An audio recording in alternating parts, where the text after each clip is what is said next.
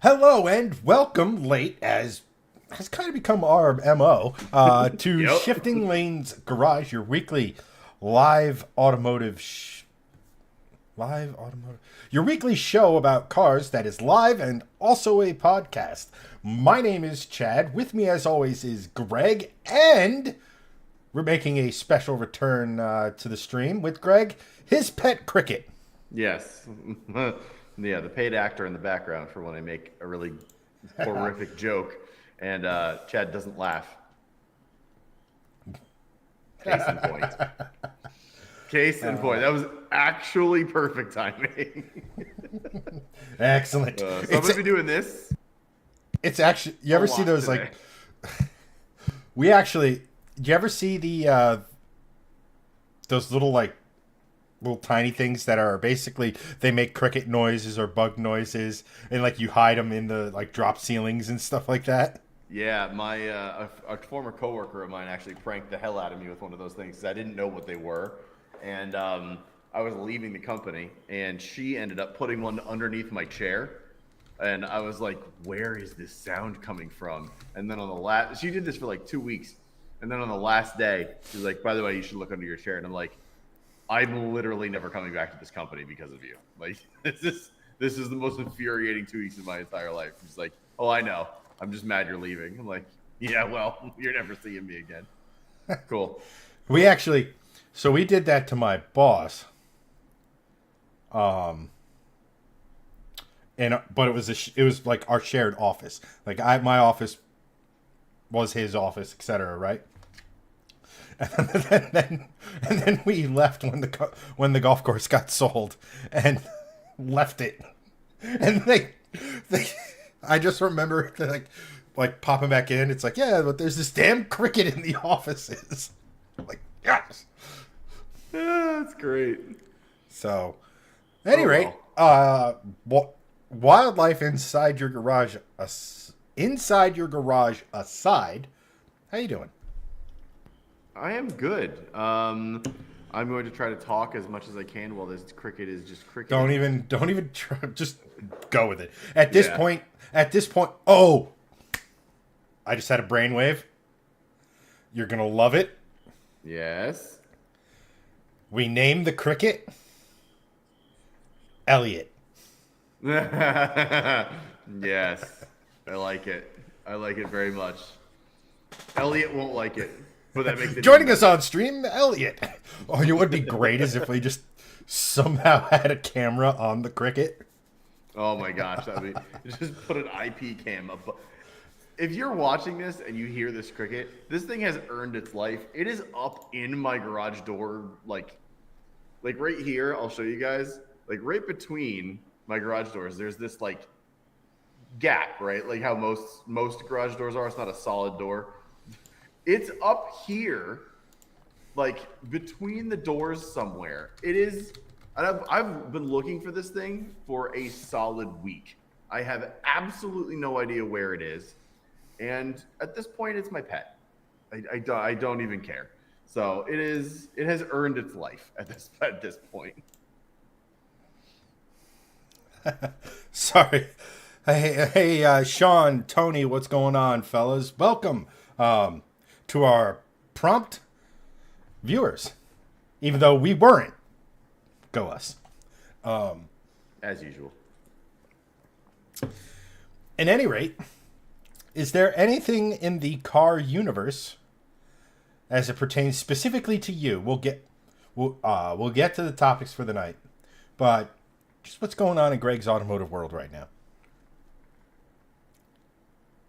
Sorry, I'm trying to also post to Instagram that we're live with the with the thumbnail you sent me earlier. I'm trying to multitask. It's not working out well. In the automotive world, well, I mean, I'm actually sort of half sitting on a puddle of coolant, so that's not good.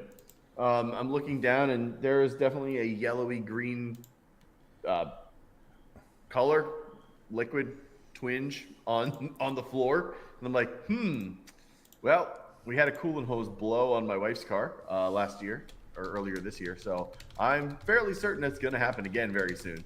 So yeah, that's great. Can't wait for that to happen. So the XC90 has a coolant leak?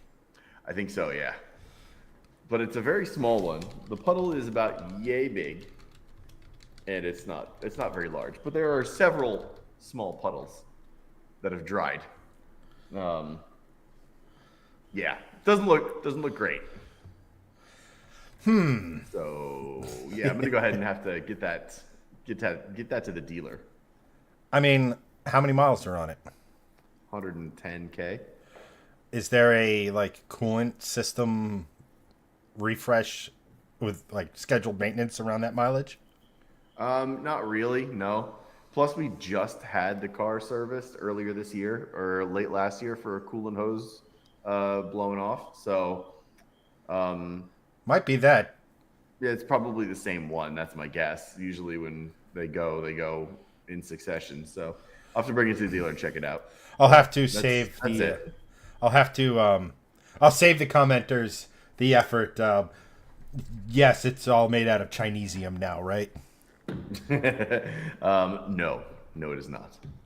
I don't know where the coolant hose comes from, but you can get it on FCP Euro, and it's not from China. I mean, if you can get it from FCP Euro, you just get it at once. Yeah, well, that's what I'm going to do this time. I just got to figure out which one it is. Oh man. So, But other than that, cars are good. Nothing else. Sean also says to check your thermostat. Yeah, I don't think it's that, just because we had the problem. And the exact same thing happened, so I'm pretty sure it's going to be that. Gotcha. So, Greg, your car that's designed to carry the family around, potentially about to blow a head gasket. Hopefully not. Please no. Please no. Knocking on everything imaginable. Yeah, I don't know if it's going to work on your plastic beer pong table. I'm just making believe it's wood at this point. I'll take things Greg has heard in bed for 1,000, Alex. Yes. Sophomoric, yes. Worth it? Also, yes. So, for the fourth time, I'm going to try this. What are we talking about tonight, Greg? Ooh. So yes. So the one thing that I wanted to sort of like lead off with is, well, there's two things I want to talk about. One of them is the Mustang GTD. I just did a reel on it, a short form on it, and there's two really interesting things about it that made it go a lot faster, according to Ford themselves, and it has to do with 3D printing, which is very cool. And the other thing is the 7th gen Camaro, and you may be asking, well, there is no 7th gen Camaro, Greg, and you'd be right, because you'd be a smart car person, because the 6th generation was the one that was killed off in 2024. But there might be a 7th one coming, and I just did a reel on it today. But only in the Malaysian market. Yes, but only in one very specific part of the world that is nowhere near the United States or North America. So yes. Those are our two topics that I have for tonight. Chad, what about you? Do you have a topic du jour? Nope. Okay, cool. Sounds good. I'm coming to this horribly unprepared. No, that's cool. No, so last week we Elliot and I dove into the whole Cletus FL2K Grannas racing. We'll just call it what it is, shit show. And I'm still trying to like catch up on everything that happened. It's like I haven't watched any of it, like, but I'm catching up in the comments. I know you're giving me details. I'm like, man, it just seems like if only someone had made a 3-minute video explaining the situation. Oh, I know. I watched that. I know that. I'm trying to catch up on everything else that's been happening. Right. So the short version of the story is Grannas didn't show up for the semifinal. Everybody thought he was broke. Turns out he wasn't broke. He didn't make the call or hear the call. Turns out the track only announced it once, which is atypical. Track had other methodology that we've discussed or what have you. It was a whole thing. Basically, Grannas made a video. Cletus and Victor didn't really take too kindly to it. Some internet shit talking commenced. They raced the Tuesday after FL2K. Cletus won. Grannas broke. Pretty spectacularly, actually. Not in person, but I have the picture of the engine, which isn't some like exclusive shifting lane scoop, right? Like, he posted it on his social platforms. Like, yoink. Why are you quiet, Greg? Sorry, I muted elsewhere because of the cricket. I would love a exclusive shifting lane scoop, but it doesn't matter as long as we have the picture. But in something I didn't absolutely see coming at all in any way, was I made this last week, towards the end of the week, I get a DM from Grannas. Joel Grannas, in case you were wondering, like, you know, dude, it's an actual real person. And again, I want to preface the guy. I want to preface all of this with, like, his car was the first car to ever break the 6-second barrier with a stick shift. His car is fucking fast. It is a rocket ship. It's an insane machine. It's really, really cool. They do a lot of good stuff with, like, T56s for these style race cars. Differentials, turbo kits for super, like the whole, they do a phenomenal job with this stuff, right? Like, they are a very good company and obviously very good race car drivers. I'm not going to go too in detail with it, and nor am I going to actually like show on stream the DMs. I don't think that would be right. You know, but we will kind of explain. So he made this comment on one of his YouTube videos about everybody analyzing the situation, and he effectively called me, said the same thing to me. Since you like to analyze, like, yes, I make content for a living. The fuck you want me to do, right? But whatever. And again, I want to say, like, we had an actual pretty long conversation, and the nice dude took the time to answer my questions. Didn't just give like one-word responses or anything like that. He gave pretty detailed responses and stuff. Like, he's a guy. From what I know and my interaction, he's a relatively nice guy. I have no reason to not dislike the man or what have you. Nor should anybody go and shit on his business. The people review bombing his business are pieces of crap, pieces of shit. Like, F them. That is just... Cletus wouldn't want that. And you're just a low human being if you think that somehow is...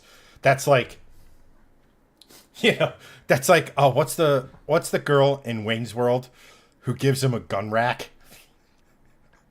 Oh, yeah. I do not own a gun, let alone many, to necessitate an entire rack. Yeah. What am I going to do with the gun rack? Like, this girl's just constantly trying to, like, impress Wayne, and Wayne's not having it. These people trying to do dumb shit. Thinking it'll impress Cletus. That's pretty fucking stupid, I'll be honest. All that stuff's, like, really fucked up. So we were talking about it, and, you know, obviously someone shared my video with him. And you can imagine from last day of FL2K to, I think it was last Friday. Not the best week for him, right? People are just dunking on him on the internet, some funny, some not. People are DMing him, you know, stupid stuff like to the lanes and all this other stuff, which it was funny when Cletus, or not Cletus, but Victor, the track owner, put it on a sign, put it on this mobile video thing that they drag around. Like, it was funny when they did it. When these people are just piling on, the joke is dead at this point, right? Like, the joke of Grannas, stick shift to the lanes, like, blah, blah, blah. The joke has been made. It's been played out at this point. God damn it, Greg. Well, we lost Greg. Oh, he's back. Yeah, I'm here. Not sure what's going on. Streamlabs decided to just make you disappear for a second. Stop leaving! You do this every stream. No. So, um, so at any rate, he goes on. He sits here and says, like, he kind of repeats a lot of stuff he said in previous things. Yes, he was the only one who missed the call, but they also, at a track, they're supposed to make the call multiple times. And apparently the track didn't. I wasn't there. I don't have any proof that they did or they didn't. I'm not seeing. I haven't seen anything of Victor saying we made multiple calls or whatever, right? And also like the cell service, right? You think for the texting and everything, but also FL2K, just think of how many people are there and the load on the cell towers, right? Like try sending a text at 12:01 on New Year's. Yeah, pretty much impossible. Right, but whatever. So I do genuinely feel for the guy. He had a bad week, and to top that all off, in the grudge race against Cletus, he popped his motor. Not only did he was winning, he was freight training Cletus. He was going to probably put a gap on Cletus. That's how fast he was going until I think just before the 8th when something broke. Because if you look at the time slip, he was slower mile per hour than Cletus at the 8th when he probably should have been more. But he broke just before the 8th. Whatever, it happens. It's drag racing, right? Like, you don't get to say, I broke, redo. It is what it is, right? And he understood that. You get it. You get your shot in the end. So I asked him, well, what on the day of, what did you have up as sort of this is my information for making sure I get to the lanes. And pretty much he relies on like the PA or if he's around other cars in his class when they start heading up, right? He has the radio in their push car, which is a Chevy Spark. Not why that's the make and model of that car is pertinent, but at any rate, and the thing I found odd is on elimination days, he's nowhere near his phone. When he's still in it, he puts his phone in the trailer, and that's it. That's where it stays. It's not on his person. It's not that that's where it is, right? Which I found a bit odd, but I also get like, you don't want to be distracted, but also like, wouldn't you want to know if like shit was going on at like home or something? Or, I don't know. Maybe they have ways of him getting in contact with his family because they know when it's a race weekend or whatever. But at any rate, part of me gets it because you don't want to be distracted. You don't want to be like, because they only have a finite amount of time. So then I was like, okay, so just walk me through it. When you're doing eliminations between rounds, what exactly are you doing? So what they usually do is they do spark plugs because the car's not only turbocharged, it is a nitrous because I don't know the exact displacement of his engine. I don't know if it's a straight 3-liter 2J, if it's 3.5, like they can be stroked up to 3.5 liters. I don't know if it's that, what have you, but that's still not a ton of displacement when you consider that Garrett Cletus has I think a 398 cubic inch LS with 2 turbos. So what they do is little engine. So it's turbocharged and it's got nitrous. And then nitrous cars, you're typically changing the spark plugs out every run, maybe every other run, because nitrous is not kind to spark plugs. But yeah, just the spark plugs, they square up the clutch. Not really sure what that means, but apparently he's one of the only guys who do that in between rounds. Most guys just do it before they do it before like each day they're there. So they'll go through the first day of qualifying, square it up. Second day of qualifying, square it up. And then after eliminations.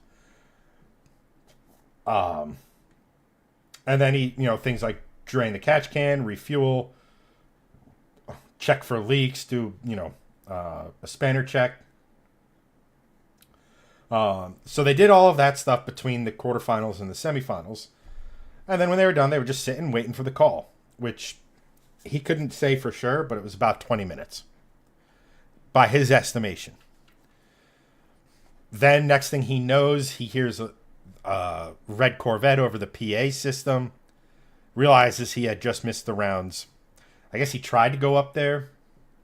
Or he said he tried to go up there, but obviously way too late. But yeah, he goes and he checks his phone, and sure enough, it was there. He said his heart sunk, and I mean, you got to feel for him. This guy's a professional. He's good at what he does. He has a fast car. Yeah, it's clearly not a guy that's not done this before. Like, right? Is it a silly mistake? I don't know. I don't know enough about that world. My initial gut reaction to this situation is FL2K is one of the biggest stick shift races of the year. It's one of the biggest races, period, of the year. Outside of like NHRA stuff, which I could care less about NHRA. I like watching FL2K, World Cup, that stuff, because it's, I don't know. I can't really explain it because they have pro mods as the fastest car theirs. And that's obviously very much not a street car, but whatever. Yeah, no. It's more of a street car than, say, a funny car, I guess is what I'm saying. So at any rate, I was like, and then I went on, I was sort of asking him, I was like, do you guys get to choose where your pit box is, so to speak? Like, you're registered for the race. Obviously, there's a crap ton of pit boxes. And he basically said, as long as you're not, if you're sponsored, yes. If you're not, it's first come, first serve. Which, whatever, fine. It's pretty typical. And the last thing, because I think this is at the crux of the entire issue. This is where I think I may have struck a nerve. I just asked him flat out. I go, when you realized what had happened, did you find a Bradenton Motorsports Park employee? Did you find someone in charge from FL2K? Did you try to get Victor or whoever? Victor was he's one of the owners, but he's also racing two cars. Well, he owns two cars that race. He doesn't drive, but he runs two cars. Basically sitting here and saying, like, hey, did you have a conversation with someone that Victor and Cletus could have gone to when you made your video and say, hey, did any of you talk to Joel? Why didn't you let us know? Or more than likely, they would have let him know, and they could have handled it in private. Because where this thing goes off the rails is when he starts calling him out on social media. Whether he's right or he's wrong, that will never end well. It's just... do it privately or do it the day of. Like, that's when you do it. You don't... When has an argument over social media ever gone well? It's not even... Yes, I agree with that, because like try to say someone posts something and you're like, actually, you're wrong, and see how that goes. Right, exactly. Even if you use logic, reason, and indisputable facts. Right. It's not even the argument over the internet thing, because they all have each other's numbers. They could all call each other and be like, right. He has to understand who he's going up against, or what this isn't some racer that has Joel is the fastest, basically the fastest stick shift car on the planet. Basically a class that was made popular. I don't want to say made popular by Cletus, but a lot of viewership came from Cletus because that's where he raced. Right? He has 82,000 followers on Facebook. Nothing to sneeze at. I'm not saying that's small. I'm not sitting here whipping out my whatever we're at, 732,000. Right? I'm not not follower shaming him. You know what I mean? Right. It's still a good amount, but I mean, as a point of reference, let's just take a look at several million. Like, it's like something Cletus is personal. Like Garrett Mitchell, has almost 1 million, right. And it just all that other sort of stuff. It's a lot. So, what's going to inevitably happen is he's just going to run into just more idiots. Right? And I'm not going to sit here and say that all Cletus fans are idiots, because I am one. Right? Ooh, can I say that then? Because you're an idiot? Right, but when have you known me to go and do stupid stuff on the internet apart from, a video? Well, yeah, I mean, no. Not a thing. And I'm not saying inherently what he did was stupid. What I'm saying is that, just to backtrack a real bit, he did day of text Victor. Victor was racing, got back to him later in the day. But that, I don't know. I followed up that question with, all I'm trying to figure out is who did you talk to, what conversations were had before you went on social media with it? Because you're just going to get flooded with an army of Cletus fans. Right. Some, like myself, just poking fun at the situation. Again, I grew up playing sports my whole life. I played sports well into my 20s, right? Like, Greg will tell you. You've watched the show, everyone. You know that I'm a ball buster. I'm a bit of a shit talker. That's who I am. That comes from me being, for lack of a better word, a jock. That back and forth. I tell people this all the time. Sarcasm and busting chops, it's how I hug. When I stop doing that, you'll know that I'm not really, You're not for it. You are not for the scuba today. So, and then everything that was in my video and everything that happened on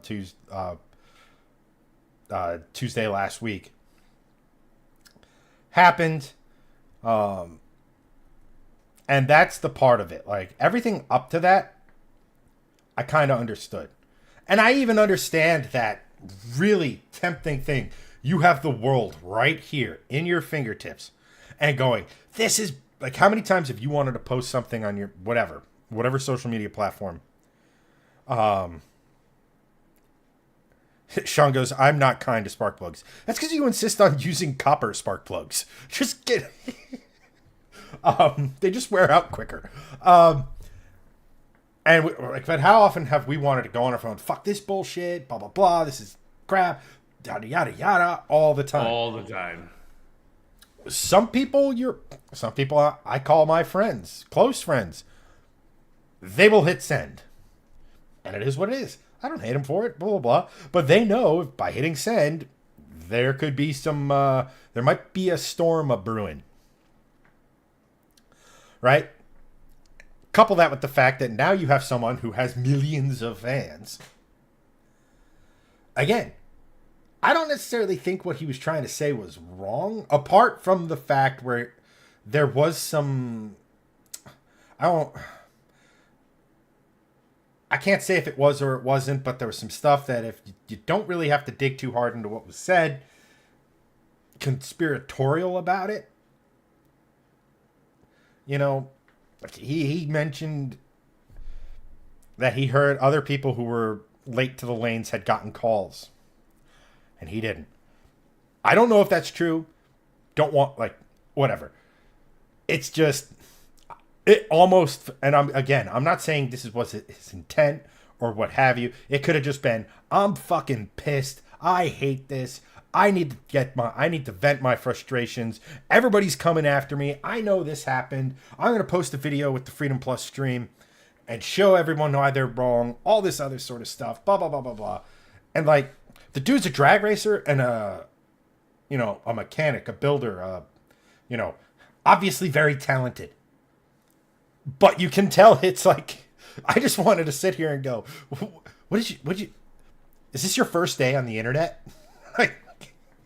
Yeah, I mean, I guess long story short here is, to me, this is going to be very interesting sort of moving forward as to, one, how both sides sort of conduct themselves if or when something like this happens again.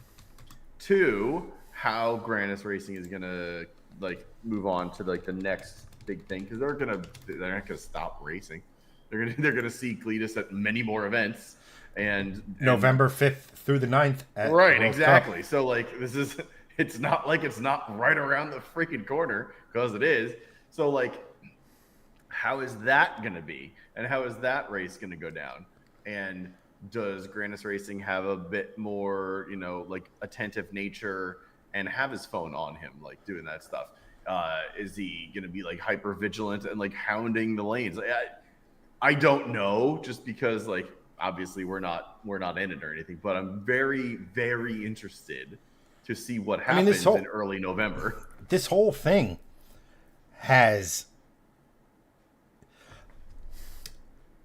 what do you need to have a successful sporting event, right? Lots of people, Not some hype. back it up. Oh, okay.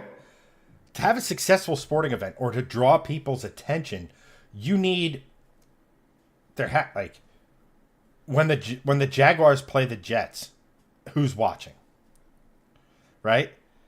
But Right. when the Chiefs are playing the Eagles or the Eagles are playing the Giants or whatever, there's storylines, there's drama. And Yes. usually if the teams don't like each other, more and more people watch. More viewership. Yes. You know, when there's people yapping on both sides, there's more and more and more. So this just bringing more eyeballs to the sport. It's actually in a weird way very good for the sport because it's going to bring.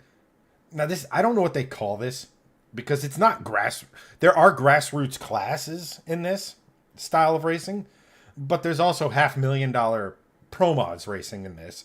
There's 2,000 horsepower Civics and everything. Like there's nothing grassrooty about that. But then again, grassroots in like stock car racing and stuff isn't cheap either. So like whatever.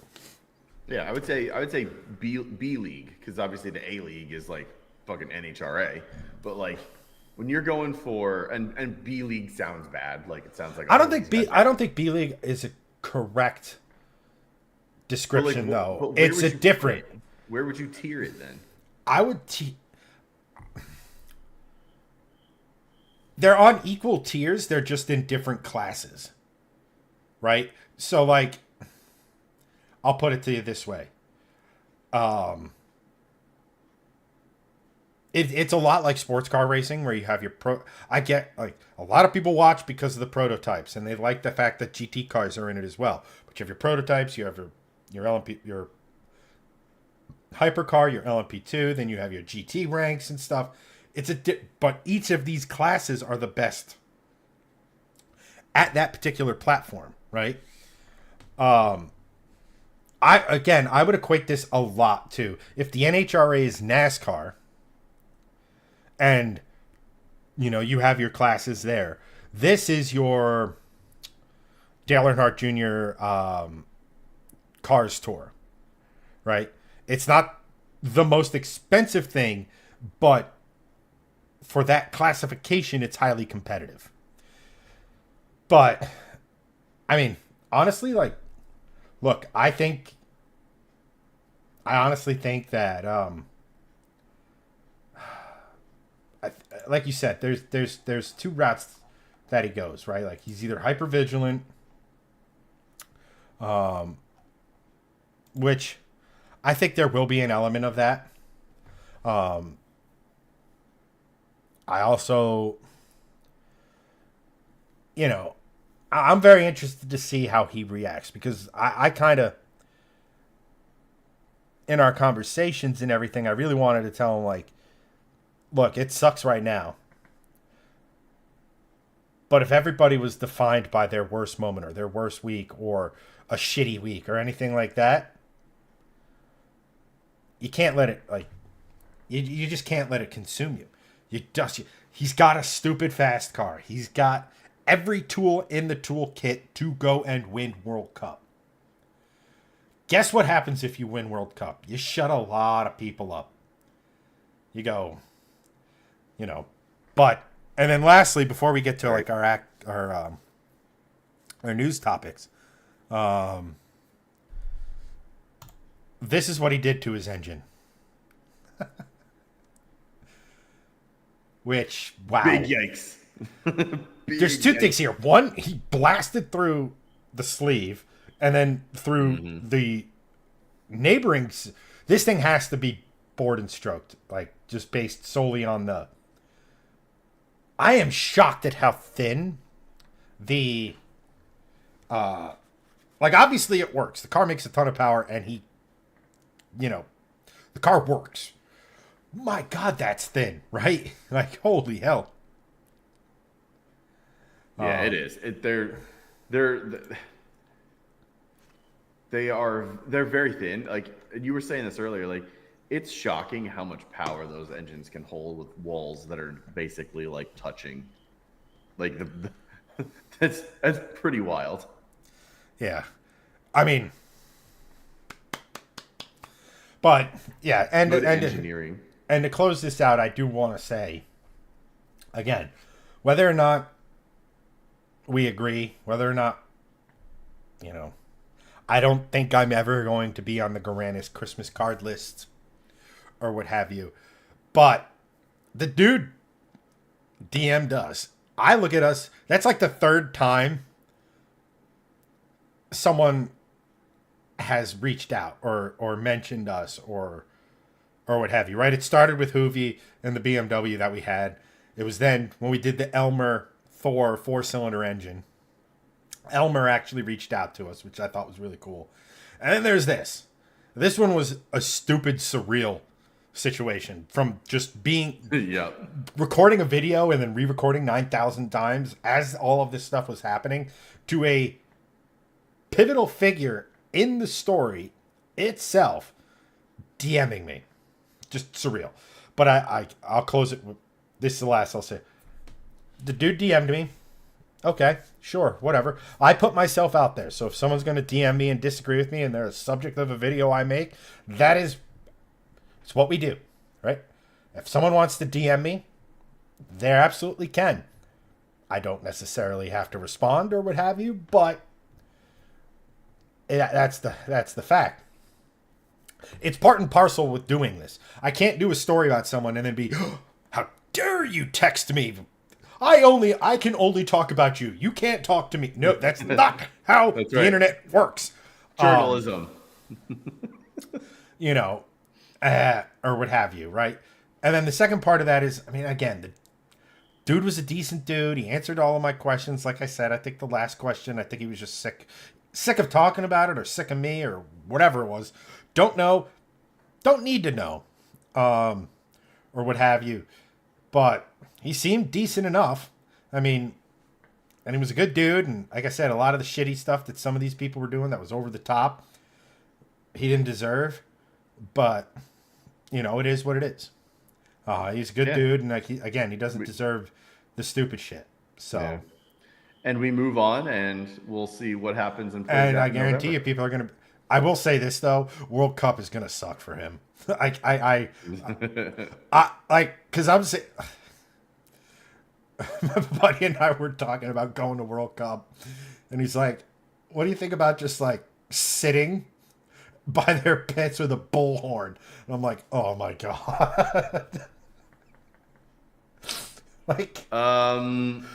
So recommend not doing that. I mean, I don't want to do that just because I think the joke's been played out. Unless you could do something creative, right? Like, yeah. I thought something that. God, I don't know if I should put this out in the internet, but don't move on.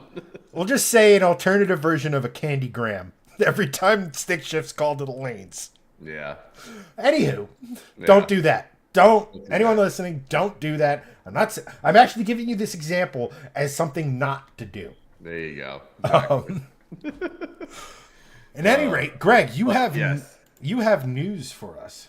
Yes, so you have both of these articles because I sent them to you, obviously. But let's start with some Mustang news, just because you love Mustangs and Mustangs are cool. But we'll talk about the Mustang GTD a little bit. It is biblically fast. It's a very cool car. It's very expensive at $300,000. And fun fact, it's faster than every single production Ferrari ever made around the Nürburgring. The fastest one currently, I believe, is the 296 GTB at like 6 minutes 56 or something like that, and the Mustang GTD did 6:52. Very impressive. It is. What'd you say it was the fastest? It's faster than every single production Ferrari ever made around the Nürburgring. Somewhere up in heaven, Carroll Shelby is just like, yes, mic drop. Yeah. So America, but. It's a joint project, obviously, with Ford and I believe Multimatic is the company that built this. Ford and Multimatic have a very storied relationship. They are the ones that built the new Ford GT. So this is not like keep going. This is not like a a fly-by-night company that Ford is just like, hey, make that for us. No, they are contracted by Ford. They are basically owned by Ford, and they made the GTD and the new Ford GT. They got some chops. So what they did is when they were developing this thing, and this is sort of the whole crux of the article and the video that I made, was when they were developing the GTD, the whole point of this car was to basically make a Mustang as fast as it humanly can be, and to go to the Nürburgring and do a sub 7-minute time. That was the point. Obviously, this is sort of like, you know, a quote unquote homologation special. They're making I think 1,000 of them. And it absolutely is a homologation special. Right. So it's like it's basically like a GT3 card for the road. That's sort of like what they're going for here. So to get the fastest possible time, you go to the place you want to do the time and you test there. And that's what they did. But the interesting thing of what Ford did is they brought 3D printers with them, and they were actually actively testing different parts on the car in real time, which I thought was really kind of cool. And what they ended up with is, obviously they had the big C-pillar mounted wing, right, out back, which is pretty insane. Chassis mounted wing. Or chassis mounted wing, but C-pillar being part of the chassis, essentially. And then they have active aero throughout. And what it boils down to is 1,300 pounds of downforce. But the problem was that with adding more downforce, which they could have done, you're sacrificing top speed. And there are several portions of the Nürburgring where you need to go as fast as humanly possible in a straight line. And adding more drag, you're going to sacrifice top end speed, right? I think there's actually a straight at the Nürburgring that is roughly, and this is just an estimate, because they insist on using never been to the moon units. I think it's about 78 miles long. The straight. It is so long. It's where gantry starts and you go to the bridge. It's like it's like a solid mile. And there's a couple straights. But here's the funniest thing. A lot of people in like iRacing or the sim racing world who do the Nürburgring, a lot of people are using like Lime Rock setups if they don't have a dedicated. So that's like a pretty high downforce package that they obviously trim out a little bit. So being able to have high downforce and no downforce, big dubs on a track like the Nürburgring. Right, exactly. So Mustang, you know, front engine car. Obviously, it's mid set. It's set back behind the wheels. It's not necessarily where God intended engines to go. Continue. Right. So, but it's not like a front setup, right? It's the engine's not over the axle. Right. Exactly. So either way, it's still heavy in the front, no matter which way you slice it. Adding more downforce in other ways is going to basically just not give you what you need. And they could have added more downforce, but the way Ford told the story is they added essentially what they called hood flicks, they're essentially kind of Gertie flaps, but they're fixed units on the hood vents that literally just extend the hood vents up to channel enough air to give them. They said it did not increase drag coefficient, but channeled air better to be able to get more downforce to the front end of the car to give it more grip, which is exactly what kind of the car needed at the point during testing. And their direct quote was, without these two little 3D printed pieces on the hood vents there, they said doing a sub 7-minute lap time would have been very tight. And they did a 6:52. So you can essentially attribute maybe a couple seconds. So make them bigger. Yeah. So they tested a 3D printed part. They put it on the production portion of the car. They did some wind tunnel testing in Detroit, put it on the car, sent it at the Nürburgring. And these two little pieces, and the whole reason I made the video is like, look, OEMs have infinite budget when they want to do shit like this, right? They can throw all the money. It's not out in the infinite, world. but like they have a little bit more than when we're building, say, a hill climb car. In our world, it's infinite budget. So like, it's not infinite, but you kind of know what I'm getting at. Like, they have the backing of the Ford Motor Company at their disposal should they need it. But these two little pieces are what made the lap actually what they wanted it to. So it just goes to show, like, the smallest things can be really interesting, and really make all the difference, even with multi-billion-dollar companies and one of their pet projects, which I think is kind of cool. So that was essentially the whole story. I have a question for you, though. Do you like believe that essentially, like, oh, we wouldn't have done a sub 7-minute lap time without these two little pieces on the hood? Well, you never know, because easiest way I can explain this is if you watched any of the early days of the current generation Formula One cars, and drive again. I've talked about them. I don't know how many times in a row, but Driver 61 on YouTube does a great job of explaining sort of the technical details in race cars and racecraft and driving. And early on, they were talking about how these ground effect cars work. I'm not saying this is what the Mustang did. I will be using it to make something resembling a potential point at some point. But these engineers are trying to, not all of the airflow and the wings is made to just push the car into the ground. Because the taller the wing, the more the drag, the less you accelerate slower, your top speed is less, penalty. But what they do is they manipulate the air in such a fashion that it goes, and then where it does hit places that are generating downforce, it maximizes it. It keeps the air what they call attached to the car. Because when air gets detached, that's when the vortices behind here, that low pressure area, get created, and that's the drag that holds the car back. Right. And that's essentially what these two things did, is they helped to channel the air better over the hood, right, giving better downforce. And again, and like to such a degree that you remember the old, what was it? It's not the Lotus 79. It might be. No, it's definitely not. But at any rate, you remember the 2 chassis car that Lotus made? That like the one chassis was just sitting right on the ground with minimal air gaps, and the other chassis was allowed to move up and down. That FIA looked at and goes, "That is ingenious. You're never going to be allowed to race that." Also, no. Yeah. Well, the modern aerodynamicists in Formula One have figured out vortices, right? Like literally funnels or cones or whatever you want to call it of air. Literally a vortice.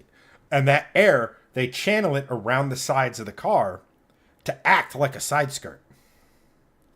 So that's the level of aerodynamics that we're getting to. And Multimatic has experience building not only Fords, but they build, they're a chassis manufacturer for Hypercar, or I'm sorry, LMDH and IMSA and WEC. They built their own prototype from the ground up in the early Daytona prototype days. You know, these guys know what they're doing. So do I believe that they would get to 7 minutes without it? I believe it was something where in the drag racing world, you're talking about thousandths, hundredths of a second, how a hundredth of a second at the 60 foot could become a tenth of a second at the quarter mile, all of that. Well, a track as enormous as the Nürburgring, if we're getting a little bit here, a little bit there in every corner, and we're not losing top end speed, I believe they may have been like 8 and change, or 801 and change, or something. And this had a much larger effect than they thought it was going to have. But a lot of this stuff is, I'll say this. I don't think it was they showed up to the track and they go, hey, if we make these larger, let's do it. Zip, zip, zip, bang, bang, boom. Like it was trackside engineering. I personally believe it was a thought, but they wanted to try the smaller ones first, if that makes sense. Yeah, no, that makes sense. And then lastly, I don't know if you have any more questions about this, but before I hand it back to my man in white, Gregson the White. Also, I noticed when I do this, the color goes darker on my camera because of how white the background is, but my hoodie is toting down my walls behind me. I don't know. Do I get brighter? No, whatever. No. And the last thing, and it's to just touch on Tony's comment in here, and then Corvette went out and beat him without a pro driver. Yes, of course they did. And at no point did anyone sit here and say, legitimately, who knows anything about cars, I don't know if the Corvette can beat the Mustang. It only makes 200 more horsepower and weighs less. Like, I don't know. That doesn't seem like a formula that might potentially beat a Mustang. Also, and I made a video about this, I think the fact that there is a Mustang being directly compared to a Corvette, the top level Corvette, says more about the Mustang than it does Corvette. Corvette's always been bink at the top. That was Chevy's Halo car. General Motors' Halo car. That's the fastest car Chevy makes. Yeah. The Mustang never intended to be that. Not even for a second. It was designed to be an affordable sports car, to give you the feeling of, say, a Corvette at a fraction of the cost. I don't want to talk cost about the GTD because, again, it was a one-off. They did the bare minimum to sort of make a profit and meet homologation requirements. But the Mustang's always been sort of that everyman thing. But, and this is a perfect segue into our next topic. Unfortunately, I have to pee. But what I will say is Mustang had nobody to play with. Camaro, dead. Charger, right. Don't know what the fuck they were thinking there. Not really in the game. Electric cars have their place. It could be objectively better in every single way than the old school Charger, the old school Challenger. The core demographic who buys that cars could give a shit.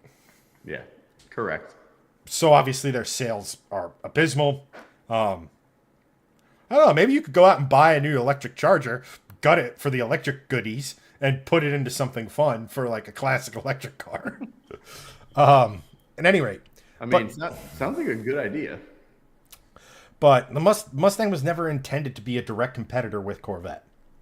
The fact that it is, like, and it's not like the Corvettes are getting slow, right? It's not like Corvette came down to Mustang. Right, yeah. The Mustangs are getting faster, that's for sure.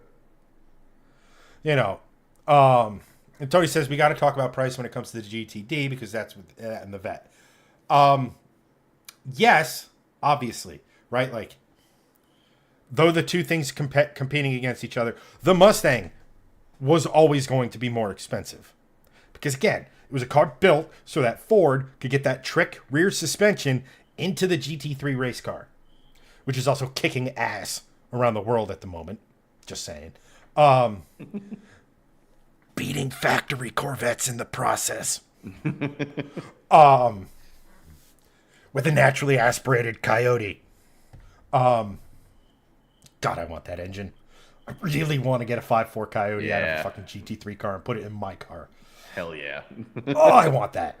And I could build a 5.4. It's just I need to do the head work to get any real power out of it. But at any rate, but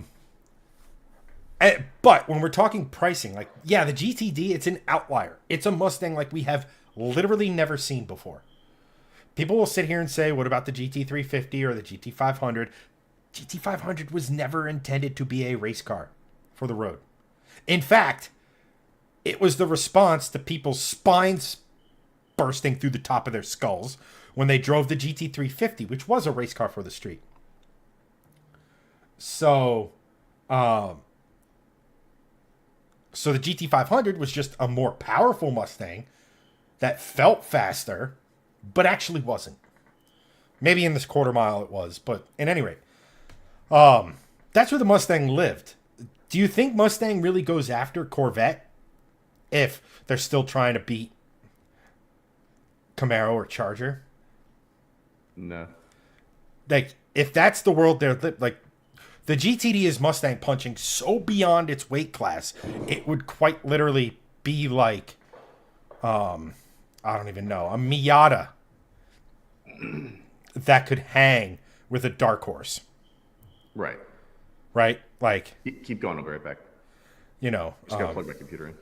plug your computer. Why are you not plugging things in today? I don't know. I'm tired, man. Give You're me 30 tired. seconds. It's like you have 2 kids or something. Right. Exactly, Tony. This was a built to be as fast as possible. This was basically Mustang turned into the artist formerly known as Corvette, i.e. the front engine Corvettes. It's basically a lot of the same stuff apart from the rear suspension being cantilever and things like that. But again, the point I'm making is that traditionally Ford had other stuff that was going after the Corvette, specifically the GT, which comes and goes and comes and goes. You know, and the last one looked incredible, had the wrong engine in it. Because, you know, what people really want is just that beautiful EcoBoost 6-cylinder sound. I get there was engineering and aerodynamic stuff, and this was the right engine for it, blah, blah, blah, blah, blah. Don't care. Should have had the V8. Or what have you. That's the thing. And again, the GTD doesn't exist if Ford doesn't want to take the S650 racing in GT3 specifically. You know, and I'm guessing this was a Multimatic idea that Ford was like, you brilliant lunatics, I'm in. I didn't like the new GT, pig nose from the back. I mean, there's a lot going on with the new GT. So I can understand people not liking it. I kind of dug the fact that it had a lot of modern aerodynamic elements to it and kept the overall silhouette. Sean goes, Ford should take the old Volvo 5-cylinder and revive it as a lower tier option for the Mustang. Then Tony asked, the GTD is the fastest front engine car around the ring, right? No, the what's it called? The Mercedes AMG GTR Black Series is the fastest front engine car to lap the Nürburgring. I think that's what it is. Engine. Yeah, I think you're right.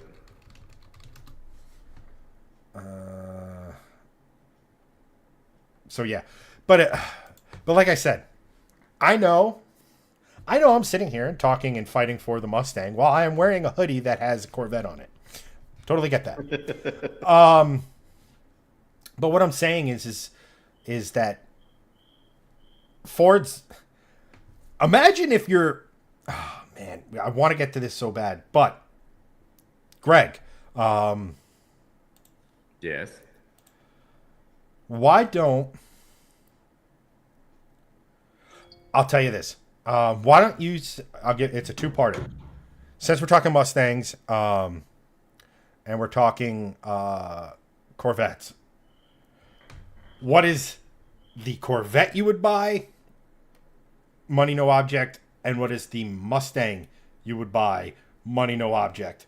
And then hopefully when I come back, I can explain to you why you're wrong. Damn. Ooh.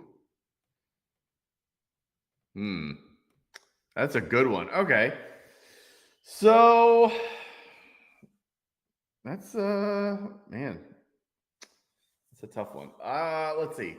We'll start with the Corvettes. The Corvette one is a lot easier for me. The Corvette is the C6 Z06. That is, in my opinion, the best Corvette that's ever been made. I would say followed closely by the C7 Z06. Pardon me. So to me, those two Corvettes are the best ones. If I had to go with an old school one, I'd probably go with like a 63 split window, just because I think it's gorgeous. It's one of the most, if not the most gorgeous Corvette ever made. But I didn't grow up during that time. I don't think that was that would be, for me, that wouldn't be what I would put my money at, or where I would put my money. I would probably say C6 Z06 takes the cake. And I would probably do a whole bunch of amazing upgrades, build the engine, I would probably buy like 2 or 3 of them. Honestly, I'd have one just bone stock to remind myself what it would be like. Again, if I have money, no object, I'm buying like 3 of them. I'd have stock to remind myself what it is. I'd have a lightly built one with an NA build, to see like what it's capable of with like OEM plus, just to get an NA like 600 horsepower, maybe it's like 650, whatever, screaming, NA build. It's still streetable, but just like even more enjoyable, if you will. And then I'd have like a freaking biblical build, just like, turbos or, crazy supercharger, just going absolutely insane with it. Like, 1,000, 2,000 horsepower, whatever. But I would do that. The C6 Z06 would be the platform I build, fun Corvettes around. That would be me. Probably on that platform, a close second is the ZR1, just because the ZR1 I think is, again, 1, gorgeous, and 2, is just super cool with like the see-through hood. And I mean, I'm not a huge fan of the C7 ZR1 in that sense. I think the C7 Z06 is really like peak C7. But that would be my pick for the Corvette. For the what's it called? For the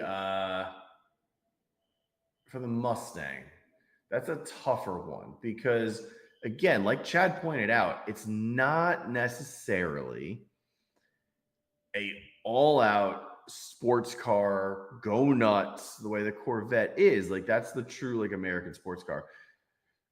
The Mustang has had several iterations of what a Mustang is. It used to be, an affordable pony car, an affordable, it's morphed into this,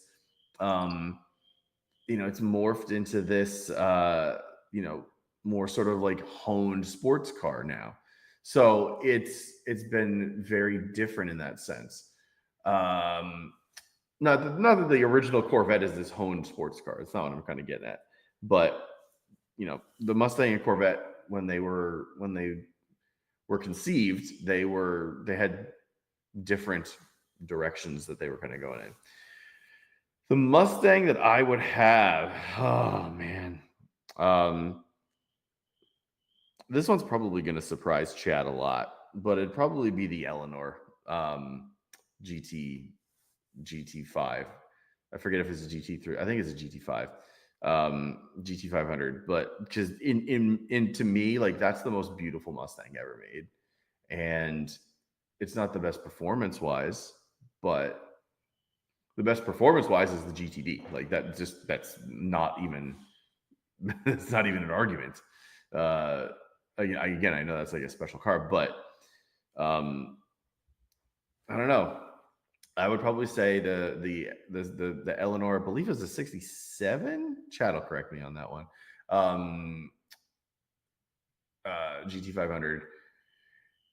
And I'd say probably a close second is the one that I've driven is the S550 GT350. Just because, like, I've driven that car. That's the car that really, there's 2 cars I've driven that really sort of blew my mind, because it was like, oh, these cars are these cars. They shouldn't be able to do these things. One was the new Civic Type R, the first Civic Type R that we ever got in the States. That car should not be able to turn in and do the things it does. The torque vectoring on it is just, it's legitimately mind altering, like what that car is capable of as a front drive platform, it's insane. It's still a front engine, front drive car. Like you get that, but having driven so many of them and then getting in that thing and seeing what it does, legitimately mind blowing. Same exact thing that the GT350 did for me. Like I've been in Mustangs, I've driven many of them. That car showed me what modern Mustangs can do and how amazing they are. So, like, as a close Hold on a second. I walk away giving you a Corvette and a Mustang assignment. Steve shows up, and suddenly you're talking about a Honda. No, I was saying money, no object. I would say it was the Eleanor GT500. Are we talking the actual 67 GT500, or are we talking about the movie car? No, the actual one. Okay. And I prefaced it with that. You know, also Eleanor was a Mach 1 at first. Just saying. Right. But that era GT500 to me is the most beautiful Mustang ever made. It's the coolest Mustang ever made. And then a close second is the S550 GT350. And the reason for that is there's two cars that have really like blown my mind with how they've driven for modern cars. One is the Civic Type R. The other is the GT350, and they've done it in the same way. It's just like that car, I know what that is. I've driven lots of those things. I get in and drive it. That car shouldn't be able to do that. The Civic Type R is one of them, and the Mustang GT350 is the other one. Like those two cars, like driving those two specifically are experiences that I will literally never forget. If we're talking about a Mustang, for a modern Mustang, that's the one I'd get. Just because. Oh, just wait until mine's done and you realize the voodoo was unnecessary. Well, no, I know, but I'm just saying like that was the car that sort of introduced me to like what a modern Mustang is capable of. And that's sort of like why I would gravitate towards that first as opposed to like something else. So like, but the whole thing was, C6 Z06 is my first choice for Corvette. 67 Shelby GT500 is my first choice for Mustang, which I thought would surprise you. Really? You went C7 for your vet? No, C6, just because okay. I love the C7. I think it's an objectively better car in every way. It just has a nicer interior. It has a nicer interior, but it's also just a better car. It's faster. Some would say it looks better. Like the design is cool. It really is. But to me, the C6 is like the ultimate Corvette in that sense. It's like, yes, that was nothing against the C7. I personally,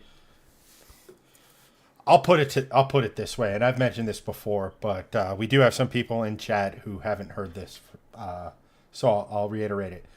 The C6 Z06 to me is peak Corvette because it was the last Corvette to bludgeon the Europeans the American way, i.e. with cubic inches, not boost. Right, exactly. It's like, okay, well, these Ferraris and stuff over here, they have that, they have this. Okay, we're going to throw a 427 in ours and absurd. It still cracks me up when you look at a C6R with the 427, so the GT1 variant. At the air restrictors, that thing had to breathe through. It's got like throttle. It has individual throttle bodies, but it's got like a throttle tube like this that goes down to like this for both sides of the engine. It's nuts. That's how, like, I think unshackled, they were getting well over 700, like almost 800 horsepower out of these things, if not more. That's crazy. And like I said, driving a C7 is objectively a better day-to-day experience because the interior is just a nicer place to be. It is, for sure. And you can get damn near C6 Z06 performance out of like a Z51 base Stingray. Or not base, but you get what I'm saying. But yeah, it's something about cubic inches, man. It's the American way. Yeah, agree. Misty So, over on Facebook, real quick before we get to. well, no, you catch up with Chad. I'll be right back. I'm gonna do the same thing you did. All right, Godspeed. If you shake it more than 3 times, you're playing with it. Misty asks, what about the Dodge Hellcat? I love the Mopars of that generation, especially the Challengers, because nothing is a better time machine than those cars. From the simple fact of I've drone, from the simple fact that they, like, going even down to, like, I reviewed a 350 TA Challenger. I mean, it only made about 400 horsepower. It barely revved to 6,000 RPM, but it was a riot to drive. It was so much fun to drive. And I'm not talking going street light to street light or in a straight line. It actually, given the fact that it was, had a similar turning circle to an Iowa-class battleship, it was actually fun in the twisties, too. But the way it felt, the way the manual gearbox felt, the way the engine sounded, the way it looked, all the gauge, it was just a time machine back to what, like, when my dad was my age, well, my age at the time, late 20s, early 30s, to when they were doing fun stuff with cars. It was just that. And then you had the 392, which ups that. And then the Hellcats, which is the ultimate experience of that. They're just ridiculously fun cars to drive. And a ton of fun. Misty, you could be your Mopar girl. I'm all for it. I am the exception. I am a now 2-time Mustang owner who loves the stuff Chevy builds. I love the Mopars. They all have their place. And it's sad. It was sad when Chrysler Stellantis decided, well, we had this entire brand identity on being the muscle car brand. What if we completely eliminated it? Just top-notch marketing right there. So, like, I don't know. I've only met a couple other Mustang owners, and they've been pretty chill like me. But I'm not that typical Ford guy where it's Ford or nothing. I've told the story multiple times. I was this close to getting a C6 Z06 before I ended up getting the Mustang. If the C6 was just about $5,000 or $6,000 cheaper or less expensive, it was going to happen. And then I came across the silver Mustang, which was just a deal way too good to be true. It had a couple things here and there, but I was effectively saving 10 grand, 10, 15 grand that I could put into mods and make like what it was. Puts over 700 horsepower to the tire, meaning it was making well over 800 at the crank. And the monster that was. If I had gotten the Corvette, I would have had that level of mod. I mean, everything in that car was built, apart from the engine, which, if you know Coyotes, didn't really need it. Built trans, carbon fiber drive shaft, axles, stop the hop kit in the rear, all that sort of fun stuff. Let's see here. Tony goes, yeah, I still have 378 cubic inches, which I know, coming from your beloved Porsches, is a lot of cubic inches. It's just, there's something magical about a displacement figure that starts with a 4 in terms of cubic inch.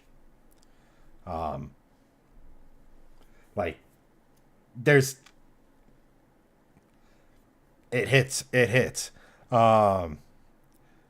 Misty goes, my dad had a Dodge car with double 4-barrel carbs that he drag raced when I was a baby.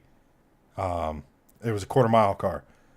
Yeah, that's awesome. I mean, my dad had mellowed out by the time I came along when it came to cars. So we got to have fun with cars. We got to work on cars, build cars. Thankfully, he got to see at least the start of the silver Mustang before he passed, and like we got to go on drives with it and everything. So like um, that's something to always remember and stuff. So it's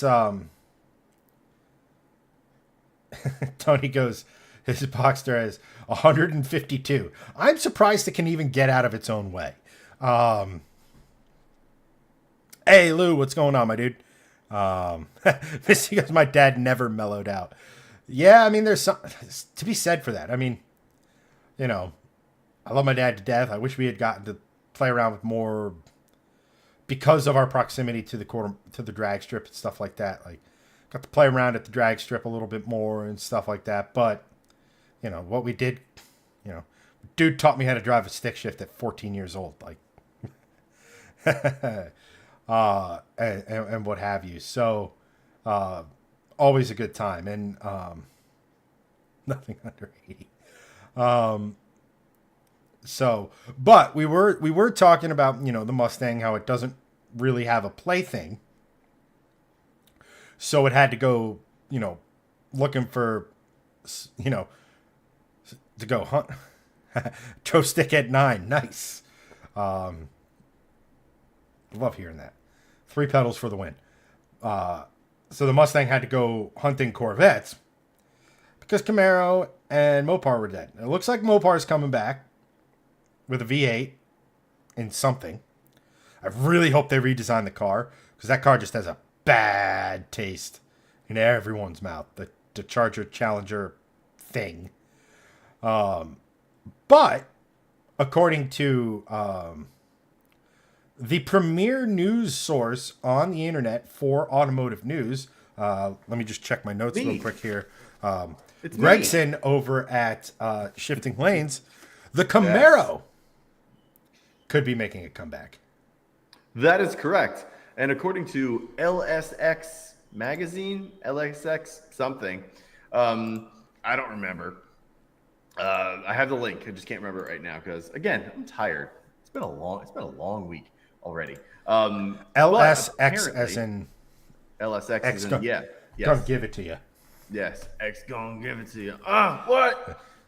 Yes. Something about old men and fishing. You think this is a game?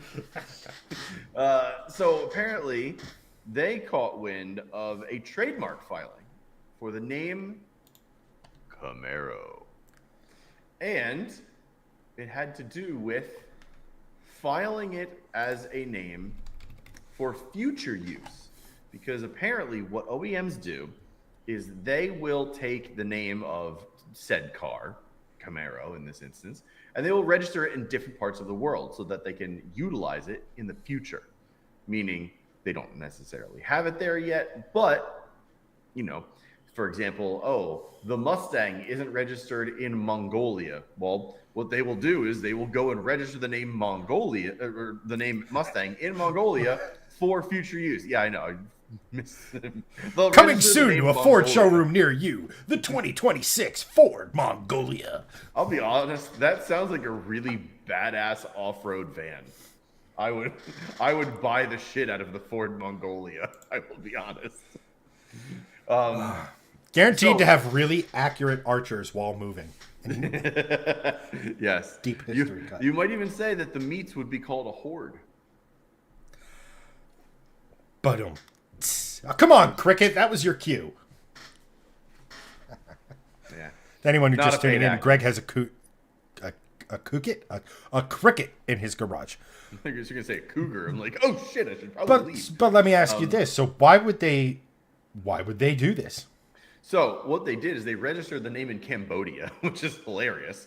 But apparently, but this is what they do. What they do is when they have something in the pipeline, they will register the name elsewhere in the world to make sure that they secure it for future use. So this essentially could mean that a 7th gen Camaro is in the works, and they are doing the due diligence ahead of time to essentially say, yeah, to essentially have this in the pipeline ready to go. Even if they don't release something there, it's so that someone else can't take their trademark in that region. And the biggest part of this is a lot of the times what they'll do is they'll, say it's Cambodia or somewhere where they make like textiles, or in China where they make a lot of like tchotchke stuff, like keychains and what have you. They'll register this stuff in other countries and regions where they want to make paraphernalia, where they want to make clothing, things like that. This was actually a registration and a trademark of a motor vehicle, not just for like clothing and stuff that they were going to make. So, slap a Camaro badge on a tuk-tuk.